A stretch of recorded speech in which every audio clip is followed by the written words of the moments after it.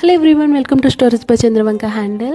చాలా రోజుల తర్వాత వాయిస్ ఓవర్ వీడియో చేస్తున్నాను. నేను రీసెంట్గా కంపెనీ చేంజ్ అయ్యాను. ట్రైనింగ్ కంప్లీట్ అయ్యాక నేను ఆఫ్టర్నూన్ షిఫ్ట్లో రిపోర్ట్ చేయమన్నారు. ఫస్ట్ డే ఆఫ్టర్నూన్ షిఫ్ట్లో రిపోర్ట్ చేసినప్పుడు రికార్డ్ చేసిన వీడియో ఇది. నాకైతే ఆఫ్టర్నూన్ షిఫ్ట్ అస్సలు నచ్చదు.